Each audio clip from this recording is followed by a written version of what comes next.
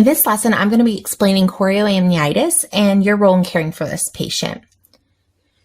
So chorioamnionitis is an infection, and it's also known as chorio, just for short.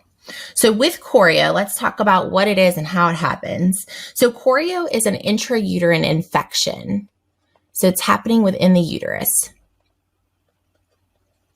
It can be caused by several things. So let's look at that. So it can be caused by procedures that happen. So that would be things like a cervical exam. So when they're checking the cervical dilation, for instance, also placing internal monitors.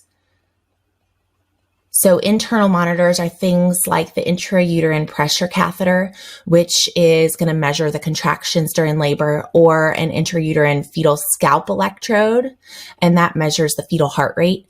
So both things are internal. So remember, you're putting something that doesn't belong inside the body in there, and it can bring bacteria and cause infection.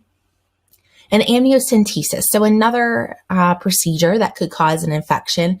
Remember, amniocentesis, you have a needle that is being stuck into the amniotic sac. So it's being stuck in there, and this is a sterile cavity, and it could bring infection in with it. So that would be during the pregnancy. So an amniocentesis can cause this. And then prolonged rupture of membranes. So remember, you have a baby living inside this bag of water, and that bag of water is a sterile environment. It leaves, or it is a protection. So it's going to keep bacteria out. But if that's been ruptured for too long, then it's an easy way for bacteria to get in. How do we diagnose chorio? So to diagnose, there's a few things. There has to be a fever, and that fever has to be of 100.4 or greater. But that's our magic number, 100.4. But they can't just have that. They have to have two additional criteria as well. And down here, you'll see the other criteria that can be classified for chorio. So leukocytosis, that's going to be a high white blood cell count. So if they have that, or if they have maternal tachycardia or fetal tachycardia occur, and then odorous discharge, so just a foul smell, is a sign of infection. And this could happen with the little bit of fluid still leaking out. They will smell this foul odor.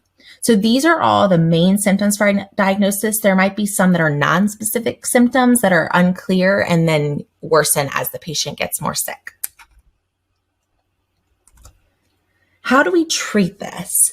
So for treatment, we are going to be monitoring the patient's vital signs. We want to watch her blood pressure, her temperature, her heart rate, and we want to be watching for sepsis, or if there's also fetal distress. So things that we're watching for. The fetal heart rate is usually going to be tachycardic, but they can also have some decelerations. And that just means that the fetus is in distress. So decelerations means you have a heart rate and then it dips. So you never want to see that with things like this. It just shows that the fetus is in distress. Blood cultures. So we want to draw blood cultures on mom. Now this is going to be, remember, prior to any antibiotic therapy. The blood cultures have to be drawn. And that's that we know what the bacterial agent is. Then antibiotics. So antibiotics can be started, and usually this is going to be gentamicin and ampicillin will be given. And then amniocentesis or chorionic villus sampling. So with these, this is going to be for the patient that is still pregnant.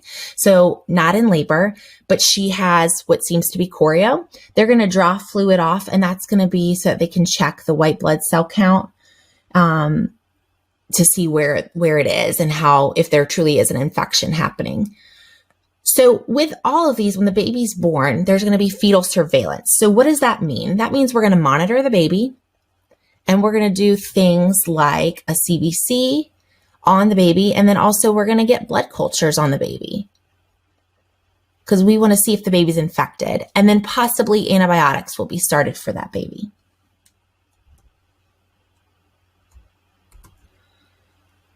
For education purposes, we need the patient to understand the signs and symptoms of infection to report. So if she gets a temperature, if there's any aches and chills, malaise, really fatigued, then we need her to notify us so that we can do further examination, and also any foul smelling discharge. These will be really important for that patient that's had the office procedure, such as the amniocentesis or the chorionic villi sampling, so that they know what signs to look for when they get home and what to report. Our nursing concepts for a patient with chorio are going to be reproduction and infection control. So the patient's reproduced, and then we want to do good infection control to make sure the patient doesn't get chorio, or if she has it, it doesn't worsen.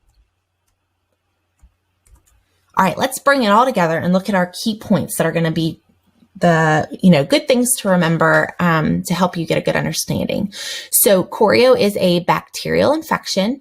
It is in the uterus, and it's going to be treated with antibiotics, okay? Temperature, it has to be 100.4 or greater. Tachycardia, so there can be maternal or fetal tachycardia, and remember there can also be fetal decelerations because that equals stress. Foul odor, so discharge happening is going to be a foul smelling. And then blood cultures, remember, prior to antibiotics, that's key. So they need to have blood cultures before antibiotics are given. Make sure you check out the resources that are attached to this lesson and review those key points. Now go out and be your best selves today, and as always, happy nursing.